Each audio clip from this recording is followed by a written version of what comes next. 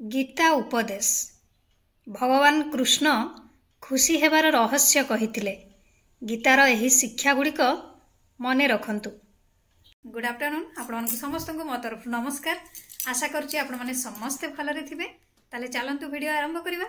किंतु वीडियो आरंभ करबा पूर्वरु आपण मानक भितर केही जदि आज मो चैनल ले नुआ थांती ताले प्लीज प्रथम मो चैनल को सब्सक्राइब कर दियंतु। पाखरे थिबा बेल आइकन को क्लिक करंतु जहा फल मो नुआ नुआ वीडियो नोटिफिकेशन आपण मानक पाखरे खूब शीघ्र पहुंची जिवो। ताले चलंतु वीडियो आरंभ करिवा। गीता उपदेश मनीषर अंधार जीवन रे दीप जालिबा भली काम करिथाए। जेतेबेले जणे चारिआडे हताश एवं निराश हो जाए सेतेबेले जणे श्रीमद् भगवद गीता पाठ करिबा उचित। भगवान श्रीकृष्णଙ୍କ द्वारा प्रदत्त शिक्षा श्रीमद् भगवद गीतारे वर्णित होइछि। कुरुक्षेत्रर युद्धभूमि रे जेतेबेले अर्जुनंकर पाद खसिबाकु लागिला सेतेबेले भगवान कृष्ण तांकु गीतार पाठ पढ़ाइले। गीतार शिक्षा कली जुगरे जेपरि प्रासंगिक द्वापर जुगरे मध्य सेहीपरि प्रासंगिक। गीतार शिक्षा जणे व्यक्तिंक अंधार जीवन रे दीप जालिबा पई काम करे। जेतेबेले जणे चारिआडे हताश एवं निराश हो जाए सेतेबेले जणे श्रीमद् भगवद गीता पाठ करिबा उचित। गीतार शिक्षा साहाय्य रे भगवान श्रीकृष्ण आमको खुशी रहिबार उपाय कहिछंती। एपरि परिस्थिति रे आसंतु जानिबा जणे व्यक्ति जीवन रे खुशी रहिबा पई केउ शिक्षा गुडी को मने रखिबा अत्यंत गुरुत्वपूर्ण। भगवान श्रीकृष्ण गीता उपदेश माध्यम रे आमको कहिछंती जे जदि जणे व्यक्ति खुशी हेबाकु चाहंती तेबे से अन्य मानकर समालोचना करिबा उचित नुहे। एहा सहित जणे व्यक्ति अन्य मानक विषय रे अभियोग करिबारु दूरेई रहिबा उचित। एपरि परिस्थिति रे जदि जणे व्यक्ति अन्य मानक समालोचना एवं अभियोग करिबारे जेतिकी समय बितेई थाए जदि सेतिकी समय आत्मविकास कार्य रे समान समय बितेइबो ना ताहले ता पई बहुत भल होई थाए। गीता उपदेश रे कुहा जाईछि जदि जणे व्यक्ति निजको अन्य मानक सहित तुलना करे तेबे से केबे भी खुशी होई परिबो नाही। एपरि परिस्थिति रे जणे व्यक्ति यथाशीघ्र अन्य मानक सहित तुलना करिवार अभ्यास त्याग करिबा उचित। भगवान कृष्णଙ୍କ अनुसारे जदि जणे व्यक्ति खुशी हेबाकु चाहंती तेबे से अतीत विषय रे चिंता करिबा बंद करिबा उचित। जेउ व्यक्ति अतीतर कथारे फसी रही थाए से केबे भी निज जीवन रे खुशी होई पारे नाही। एपरि परिस्थिति रे गीता उपदेश रे कुहा जाईछि जे जणे व्यक्ति निज अतीतर स्मृति को पछरे पकाई आगकु बढ़िबा उचित। श्रीमद् भगवत गीता रे कुहा जाईछि जे जदि जणे व्यक्ति खुशी हेबाकु चाहे तेबे से केवल निज कर्म को मने रखिबा उचित। जणे व्यक्ति निज कर्मर फलाफल विषय रे चिंतित हेबा उचित नुहे। फलाफलर लोभ न करी काम करुथुवा व्यक्ति जीवन रे केबे निराश होंती नाही। एबे आसंतु आमे जानिबा केउ लोक माने सर्वदा असफल रुहंती, कौनसी काम रे तांकर सफलता पांती नाही। गीता उपदेश रे कुहा जाईछि जे जेउ व्यक्तिर एही गुण गुड़िक अछि से केबे भी तांको जीवन रे सफल होई परिबे नाही। ताले कौन सबु से गुण गुड़िक आसंतु आमे जानिबा। श्रीमद् भगवद गीता को हिंदू अनुगामी मानकर पवित्र ग्रंथ भाव रे विवेचना करा जाए। एथिरे भगवान श्रीकृष्णଙ୍କର शिक्षा संगृहित होइछि। एही शिक्षा गुड़िक भगवान श्रीकृष्ण कुरुक्षेत्रर युद्धभूमि रे अर्जुन को कहिथिले। द्वापर जुगरे दिया जाइथिबा ई शिक्षा गुड़िक आजि मध्य सेतिकी प्रासंगिक जेपरि सेतेबेले थिला। गीतार एही शिक्षा गुड़िक जीवनर सारांश कुहे।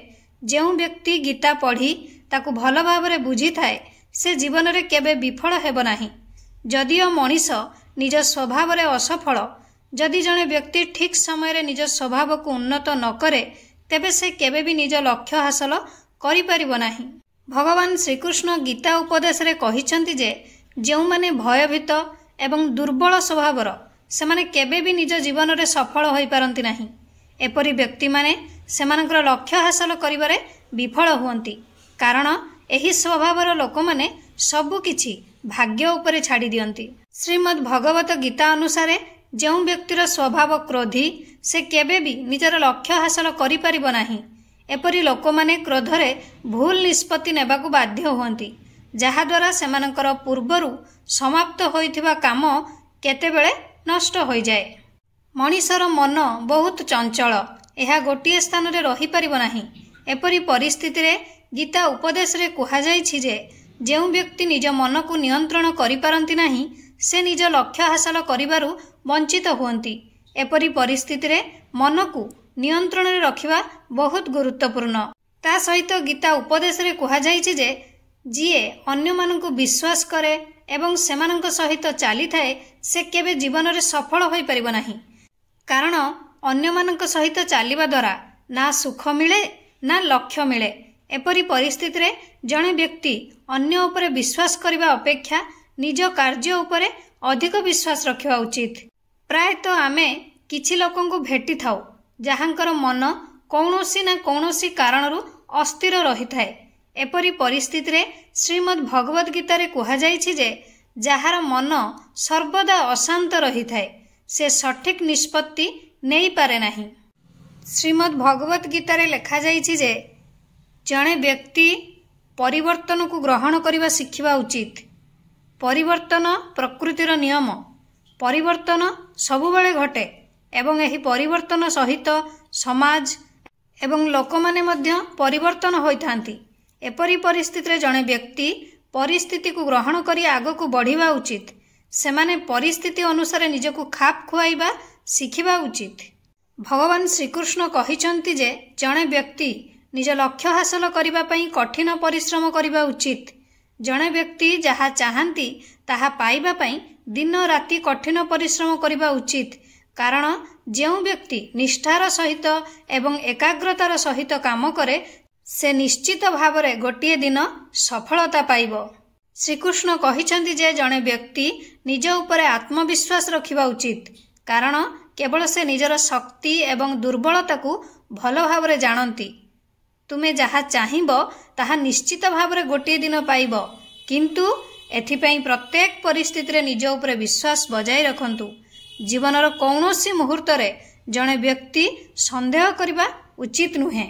ଶ୍ରୀମଦ୍ ଭାଗବତ ଗୀତା ଅନୁସାରେ ଜଣେ ବ୍ୟକ୍ତିର ସଫଳତାର ପ୍ରଥମ ପଦକ୍ଷେପ ହେଉଛି ଶୃଙ୍ଖଳା। ଯିଏ ଶୃଙ୍ଖଳାର ସହିତ ଜୀବନଯାପନ କରେ ସେ ପ୍ରତ୍ୟେକ କାମରେ ସଫଳ ହୁଏ ଏବଂ ଶୃଙ୍ଖଳିତ ଜୀବନଯାପନ କରିବା ଦ୍ୱାରା ପ୍ରତ୍ୟେକ କାମ ଗୋଟିଏ ପରେ ଗୋଟିଏ ହୋଇଯାଏ। ଗୀତା ଉପଦେଶରେ କୁହାଯାଇଛି ଯେ ଜଣେ ବ୍ୟକ୍ତି ନିଜ ମନକୁ କିପରି ନିୟନ୍ତ୍ରଣ କରିବେ ତାହା ଜାଣିବା ଉଚିତ।